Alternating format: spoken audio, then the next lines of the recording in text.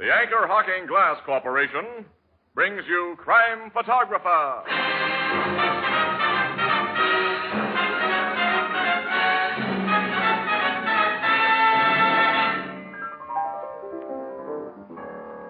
Say, Casey, do you think they'll ever put my statue in the Hall of Fame? What are you famous for, Ethelbert? For 27 straight years, I always got the same part of the turkey. That's some kind of a record, ain't it? Well, because you consistently get it in the neck, that might make you notorious, but not really famous. No, Ethelbert. You have to do something really big, something important to deserve a famous name. Like what? Well, like Anchor Hocking, the most famous name in glass.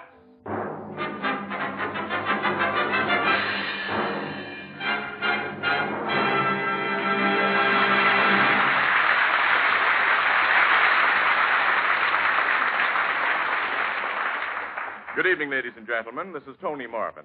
Every week at this time, the Anchor Hocking Glass Corporation of Lancaster, Ohio, and its more than 10,000 employees bring you another adventure of Casey, crime photographer, ace cameraman who covers the crime news of a great city. Written by Alonzo Dean Cole, our adventure for tonight, After Turkey, the Bill.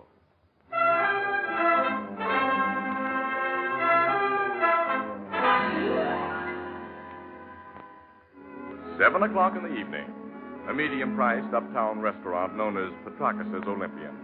At a table for two, a flashily dressed young man pushes aside his empty plate and says to the pretty girl who sits opposite, Hey, that turkey wasn't half bad. You didn't leave much of it. Neither did you. Should I order dessert now? Uh-huh. Hey, waiter. Gus, Okay, kid. What do you want now, Joe? we're ready for the plum pudding now. 2 plums pudding. That's what you want, too, isn't it, Lottie? Yes, and coffee. Same here. Okay, kid. I don't know why you won't let me do anything for you in a classy way, Lottie. I asked you out for a Thanksgiving spread, and you made me bring you to a cheap place like this. Joe, you can't afford to throw your money away. How do you know what I can afford? I may not have as good a job as my cousin Bird yet, but that doesn't What's mean Bird got to do with it? He's got plenty to do with it. If you didn't have to work today, you'd be out with him now instead of me, I know. Bird isn't working tonight, Joe. He came home before we left there. I could have had dinner with him if I'd wanted. Yeah. Oh, don't be like that, please. Why shouldn't I be? While I was away, you and him became awful good friends. We were always friends, the three of us. We grew up on the same block. Yeah, but while I was away, he moved into your old man's rooming house so we could be closer friends. Oh, don't start that again tonight. We're out for a pleasant evening, and it has been pleasant so far. Please, Joe. All right. Comes out dessert. 2 plums pudding. And coffee. You know, when you go out with me, Lottie, you're going to get class whether you think I can afford it or not. I'm going to take you to Danceland. I'm going to buy you a whole roll of tickets. Best you'd get out of that tightwad fur is a soda and a movie. All right, that's all now, Gus. Bring me a check, will you? You said it, Joe. All right, Joe, since you won't drop the subject, we'll talk about Bird. Swell. He wants me to marry him. Figured that from that dirty double-crosser. He isn't a double-crosser. He knows I've been going with you since we were kids, that I've always been crazy about you. And while I was taking that bum rap on the reformatory... You didn't take a bum rap, Joe. You asked for what you got. All right, so the cops had the goods on me. That gave Bird no right It to... gave me a right to do a lot of thinking. And so you decided a sneaky yellow drip like my cousin is a better bet than me, huh? I don't think Bird is sneaky or yellow. Oh, you don't, huh? No. And I don't think you're a criminal. It's nice of you to say that. I'm not being nice. I'm saying what I believe. If you make me sure you've learned your lesson, Yeah? well, you won't have to worry about me liking Bird or anyone. There's never really been anybody but you, Joe. Only I've got to be sure. How do I make you sure, Lottie? Just show me and Dad that you're steady, that's all. And I've been showing you that since I came back. Didn't I get a job right away? Yes, Joe, but I don't see how you can afford those 2 new suits and that overcoat with what you're making. Oh, I get it. Bird can buy clothes or take you out, and it's okay, isn't it? He's never had trouble with the cops. But the minute I spend an extra buck, you and your old man figure I've glommed it somewhere. Oh, no. Oh, yes. Your old man especially. Hates my insides. He don't want you to have anything to do with it. If Dad hated you, he wouldn't let you stay at our rooming house. He rents rooms and I pay for the one I rent. That's business. And to ease your mind about the extra dough I spent, Lottie, I'm a lucky guy with dice and a good pool player. Here's your check, kid. Thanks, Gus. Pay you so we can get out of here. We're going to dance land. What? Joe? I haven't got my wallet. Oh, you've lost your money? I don't know. Maybe I left it home. Well, phone Dad. He'll look in your room. Well, if he found it, I'd have to go there for it. It's only a few blocks. You stay here, Lottie, while I go Oh, you don't have to leave the lady here, kid. You're an old customer. I know you come back and pay. Well, thanks, Gus, but I can make better time alone. Hand me my overcoat, even that racket sleeve blue in there. Sure. Oh, it's a fancy coat.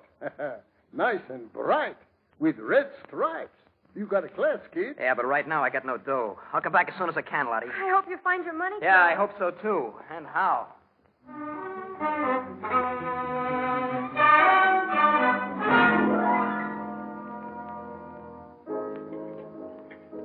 Gee, Casey, it's nice of you and Miss Williams to have Thanksgiving dinner here in the Blue Note with me. Oh, we're nice people, Ethelbert. Well, the very best. True, warm-hearted, and generous to a fault. Pass the salt. Also Paul. honest, kind, and steadfast. Here's the salt. And Sure. pepper. You know, we're really understating our sterling qualities, Annie. We've risen to the heights of magnanimity, whatever that is, by chewing Thanksgiving turkey in this crummy joint we see every day, simply because our little pal here had to work. He could only get away from his bartending long enough to grab a meal on the house. We hope you appreciate our sacrifice, Ethelbert. Oh, I do. Good. Pardon my reach for the Tabasco. To prove your gratitude, Ethelbert, you can pay for our dinners. Yeah, well... Tabasco, Annie? Huh? Thanks. Hey, you've made a splendid suggestion, Casey. Paying our bill will relieve Ethelbert of a small part of his obligation for our company. Yep. Say, come to think of it, you two are working today yourselves. You didn't have time to get a full meal any further away from your office than this crummy joint. Ethelbert, you impugn our motives. He destroys my faith in human nature. Yes. The spirit of the day is entirely lost upon this lug. Casey, if you'd pay me what you already owe this crummy joint, I'd be only too happy to buy you dinner. Get it, Walter? This guy's too wise for us, Annie. I'm afraid so, Casey. Casey, Oh, yeah, Walter? you wanted the bar phone, you said it dead. Oh, nuts. I'm only just finished my turkey. No, this means no dessert, Casey. I'll see what Burke wants. Well, stall him off if you can. Yeah, I'll do my best, Annie. Oh, Grace. Hello, Casey speaking. Look, Burke, we haven't finished our dinner yet. Oh, all right. Wait till I get my pencil. Corner of Whitestone and Evans. Well, what happened there? What, is that all? For a run-of-the-mill story like that, we got to leave our dessert? Well, okay, Burke, all right, goodbye. Why I stick to this newspaper racket, I don't know. What was it, Casey? All the Look, we got to get out to Whitestone and Evans, Ann. Some mug just held up a filling station there and got away with a couple of $100. Did he shoot anyone? No. Huh? Just one of those inside page fillers. Burke says news is light and we got to cover it. All right, where is Whitestone and Evans? It's way uptown, not far from Petrakis Olympian Restaurant. You know, we've eaten there a couple of times. Yeah, I remember. Any description of the hold-up guy? Yeah, he wore a flashy blue overcoat with red stripes. See you later, pal. So long, Ethelbert. So long. Say, wait! Who's going to pay for this crummy joint?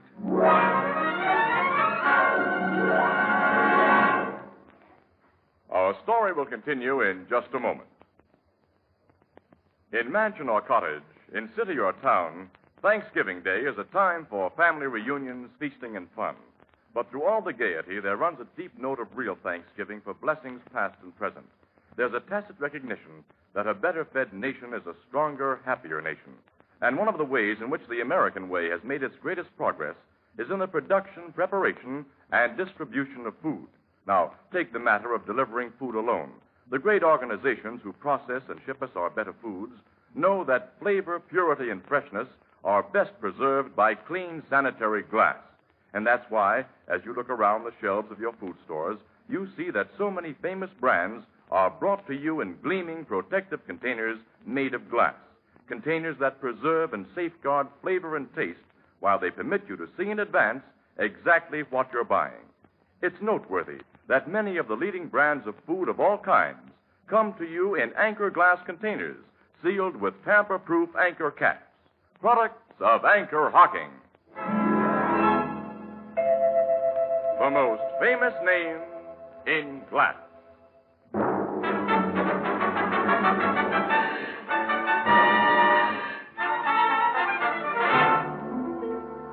Here's what happened, Miss Williams. I'm working the station, see?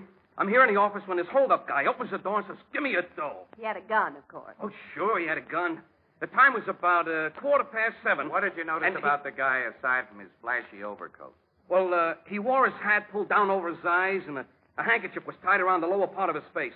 Also, he worked fast. What'd he do? Well, he told me to get into the gents' the restroom there and to keep quiet. He locked the door on me, and I heard him open up the money drawer there, and then I heard him leave the joint.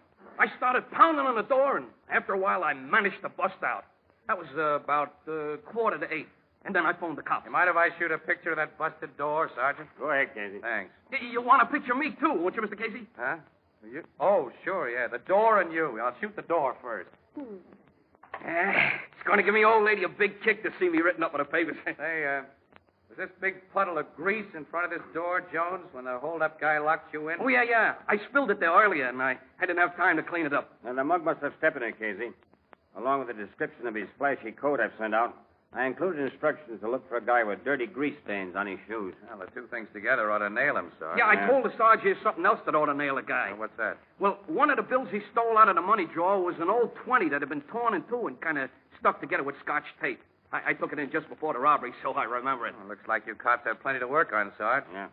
Well, we got all there is, Annie. Let's blow out of here and get back to the Blue Note, get some plum pudding and coffee. Aha, come on. Hey, ain't you going to take my picture first? Oh, yeah. Yeah, I'll kind of stand here by the empty cash drawer, hey, and point my finger at it. Yeah, that'll be original. Well, stand at point, pal. Go ahead. Great. All set now. Shoot. Jones, Hey, Gus, I'm getting my picture took. Don't walk in front of the camera. I have just heard what happened to you. About that guy in the blue overcoat which hold you up. Well, I'll tell you all about that later, Gus. As soon as I get my picture. No, I tell you and those cops about it now. You'll tell. Who are you? Oh, I am Gus Nikopopoulos. I am waiter in Petrakis Olympian restaurant 3 blocks from here. And I know who is the kid who robbed my good friend Jones. You know? Yeah, I know as soon as I am told the news about that fancy overcoat. What are you talking about? Yeah, what are you talking about? I tell you cops everything. Even where to find this hold-up kid. He tell me he is going with his girl to Dunceland.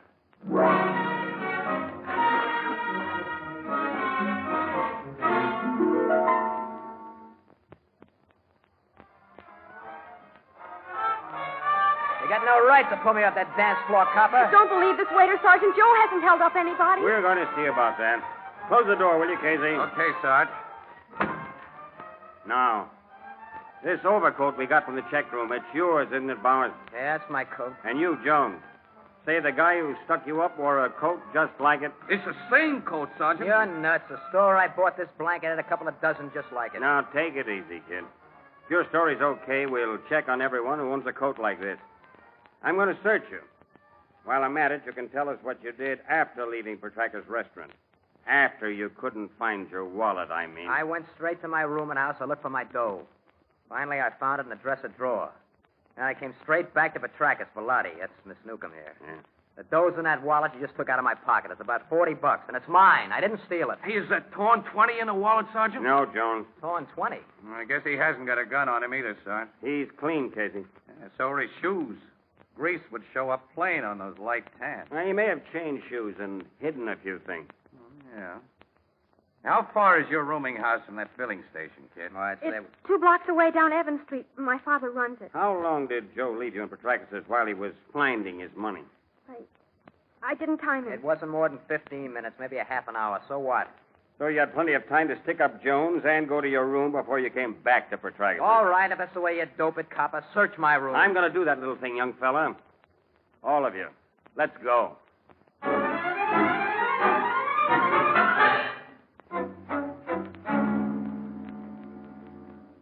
Lottie, why have you and Joe come home with all these people and these policemen? Everything's all right, Dad. They've made a mistake about Joe, but it's going to be all right. A mistake about A Joe? big mistake, Mr. Newcomb. I don't understand. I'm Sergeant Healy, 5th Detective District. There was a stick-up a few blocks from here tonight, and Joe Bowers here is under suspicion. A stick-up? Joe? He didn't do it, Dad. I know he didn't. You were with him, Lottie. You must know. Your daughter wasn't with him for a long half hour. Mr. Newcomb, I haven't taken time to get a search warrant, so I'd like your permission to go over Joe's room. Give him a go-ahead. I have. He'll find nothing to tie me up with any heist job. All right with you, sir? Oh, yes, sir, of course. Thanks. Take me to your room, Bowers. Come on. Everybody else stay here with this uniformed officer. Miss Williams and I'd like to go with you and Joe, Sarge. Okay, Casey. Oh, thanks, Archie. My room's on the next floor. It's right up those stairs. Well, lead the way, kid. And don't try anything tricky. Why should I try anything? All you got on me is that a stick-up guy wore an overcoat like mine. And that's all you're gonna get. There's the door of my room, cop. Open it. Make yourself at home. Give me your key. The door isn't locked. I never bother. I'll turn on the lights. Now do your stuff. I will. You won't find anything locked up here. 'Cause I got nothing worth stealing. And nothing to hide. Now, if you were going to work on my cousin's room across the hall, you'd need a fistful of keys. He's one of those careful, secretive guys. You got a cousin living across the hall? Yeah, his name's Ferd, or Ferdinand. And is he a crumb?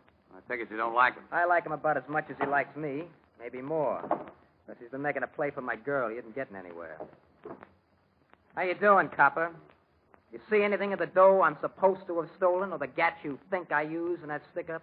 Not yet, kid. And you won't. I'm 100% in the clear. Oh, yeah? How did this get under your carpet? What? Casey. A torn $20 bill. Stuck together with scotch tape. I never saw that bill before. And I think Jones will identify it as the one taken from his cash drawer. Wait a minute. There's more dough under this rug, Sarge. A couple of $100 at least. I spotted it, Casey. I don't know how it got there. I didn't pull that stick-up. Cut the comedy, Joe. This money nails This you. is a frame-up. I tell you, it's a Where'd frame-up. you hide your gun? I never had a gun. I swear I did. Come clean, kid. Where's the gun? Wait a minute. Will you give me a break? Let me think. Let me think a minute. Yeah, there's just one mug who'll pull a thing like this. And if you're right, guys, you won't let him get away with it. Question Ferd, Sergeant. Question my cousin Ferd. His room's right across the hall. Might be a good idea, Sergeant. Okay. Let's go over. There's the room. Yes? I'd like to talk to you a minute. This is the police. Just a second. We're just starting to get ready for bed. I'm Detective Sergeant Healy, young man. This is Miss Williams and, Mr. Casey. Are you? Hello there. What do you want? Let me close this door. Your cousin Joe here has made some accusations against you that it's my duty to investigate. Oh, he has he? Do you own an overcoat like Joe's here?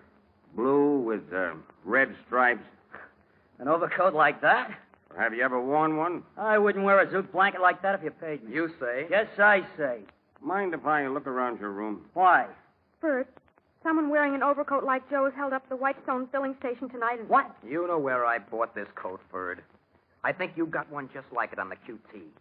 I think you slipped my wallet out of my pocket just before I left here with Lottie tonight, so I'd have to leave her and look for it. You were watching the restaurant, and when I left it, you went to that filling Why, station. you're crazy. Sergeant, you can't believe Maybe that. I don't.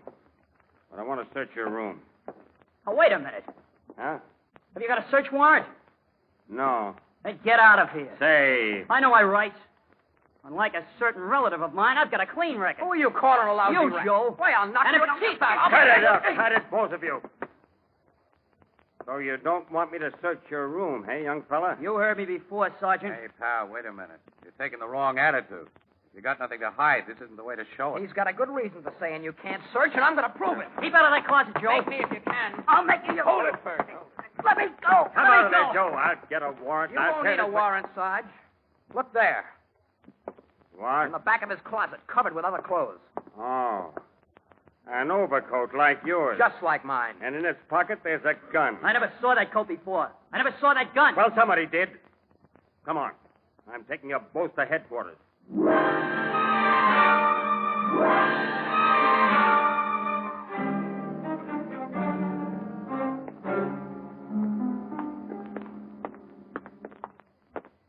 I don't know how that overcoat got in my closet, Sergeant. I swear I never saw it or that gun before. So you've been saying for it. Both of you get into this car. You did this to me, Joe. Sure, I got wise to your frame-up, you louse. I threw it right back at you. We'll continue our discussion at the station house. Of course, you'll only hold me long enough to get my testimony. I'll be back home in an hour or so. Maybe. You and Miss Williams tagging along after us, Casey? No, Sarge.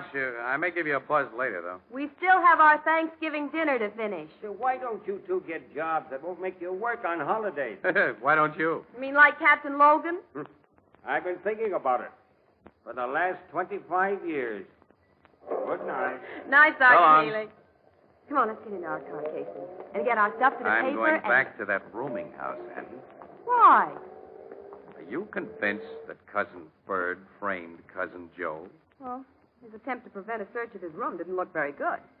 Annie, I'm just thinking. No, Joe found that overcoat with what might be called surprising ease. Mm-hmm.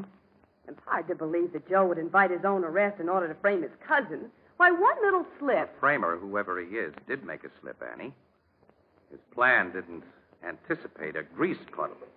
And he had to get rid of a pair of shoes that may walk back and kick him.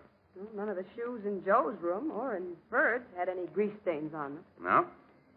Sergeant Healy hasn't forgotten those missing shoes, and he'll be back pretty soon to really look for them. So I'm going to start looking right now. I'll ring Newcomb's bell.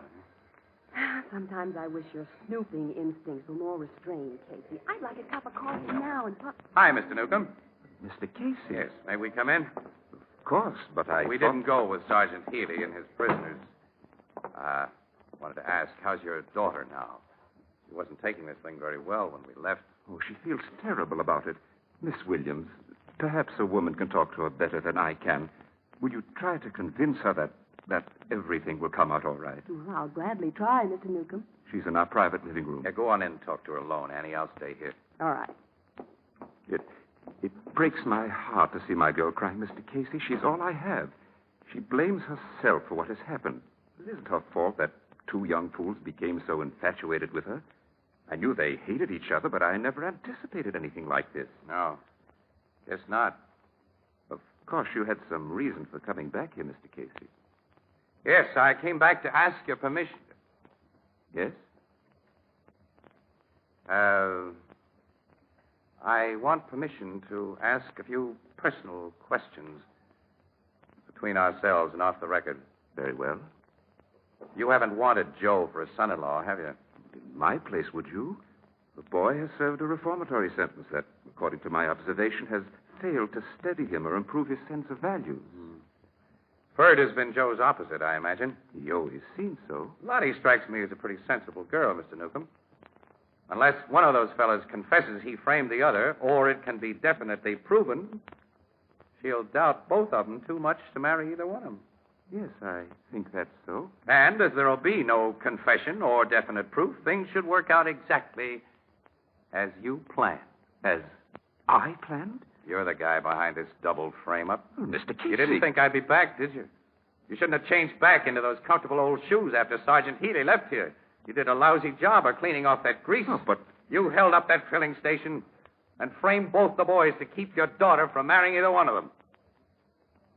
I was very foolish, wasn't I? Yes, I think so. Shall I call Sergeant Healy? All right. You can call Sergeant Healy, Mr. Casey. I'm ready to confess. Wait a minute. Wait. Let me take a close look at those shoes. What? The pool of grease in that filling station you heard us talk about wasn't deep enough to reach far above the soles of a shoe. Hey. You greased those shoes yourself. You spread it on so thick it covers the toes and heels. I didn't spread it out. Pal, you're a beautiful liar. And I'm a beautiful dope. You greased those shoes and put them on knowing the cops would come back and spot them. You were willing to take the rap. Because your kid is in love with one of those punks. You can't prove that. Nobody can. And when I confess, that's all that's needed. You forget. The police lab will compare the grease on these shoes with a filling station grease, and it won't be the same. And then Sergeant Healy will go right back to work on Joe and Ferd. The police laboratory can tell? Yes, definitely, Mr. Newcomb. But if it couldn't, don't you think your confession would be much harder for your daughter to take than the loss of a little rat she thinks she cares for? But I couldn't bear to see her cry anymore. All I could think of to do was what I tried. You see, I know the guilty boy, Mr. Casey, and She's loved Joe ever since they were children. You know, Joe... I found his grease-stained shoes hidden in the cellar tonight. His taste in shoes is like his taste in overcoats, so I could make no mistake. Huh. Well, let's get him and take him to the cops. Later, Mr. Newcomb, your daughter's going to realize that the lowdown she'll get on Joe tonight is a cause for real Thanksgiving.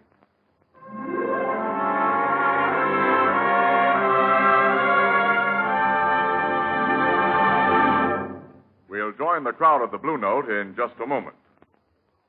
This is Harry Marvel to remind you how important the new Anchor Glass one-way no-deposit bottle is to your enjoyment of ale and beer. It's a custom-made container made just for you. No one has used it before, and no one ever will use it again. When you're through with it, you dispose of it as you would any other food container. There's no deposit, no fuss or bother.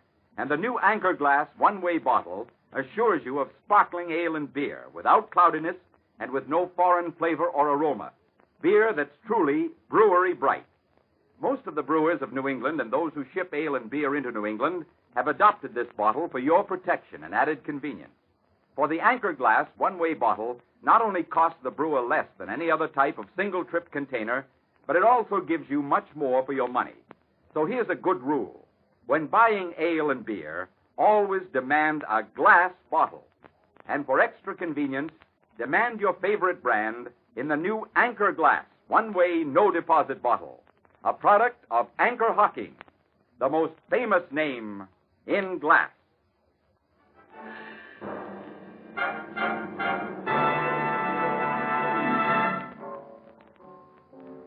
So, the shoes fit Joe and he had to wear them, huh, Casey? They pinched so tight he cracked wide open, Ethelbert. He admitted planting a duplicate of his coat in Ferd's closet, everything. If his scheme had worked, Lottie would never have spoke to Ferd again, and she'd have married Joe. Well, that was Joe's idea, Ethelbert, but it worked out in reverse. Lottie sank into Ferd's manly arms when she heard the lowdown, and she seemed very comfortable. Gee, what some guys will do for love. As my sister Edna says, quote, if love didn't make the world go round, there wouldn't be so much dizziness. Unquote. Or so much niceness. Yeah. A grand guy, Lottie's old man.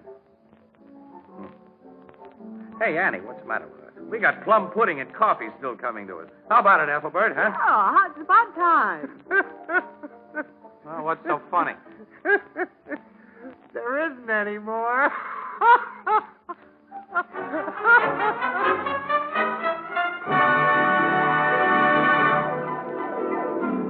Crime Photographer, starring Stotts Cotsworth as Casey, is brought to you each Thursday by the Anchor Hocking Glass Corporation, makers of Fire King oven glass, Anchor glass containers, Anchor caps and closures. All products of Anchor Hocking, the most famous name in glass.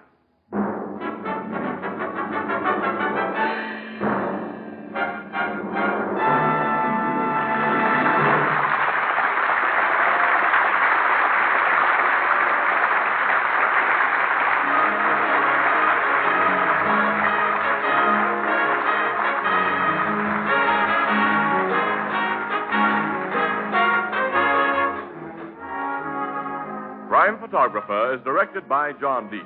The original music is by Archie Bleyer, and the program features Miss Jan Miner as Anne and John Gibson as Ethelbert. Herman Chittison is the Blue Note pianist. If civilization is to survive, we must reaffirm our religious faith. It's up to each of us. Do your part by supporting and attending your church or synagogue.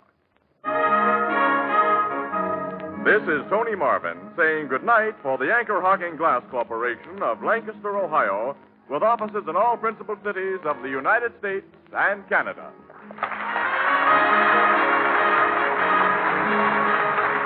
This is CBS, the Columbia Broadcasting System.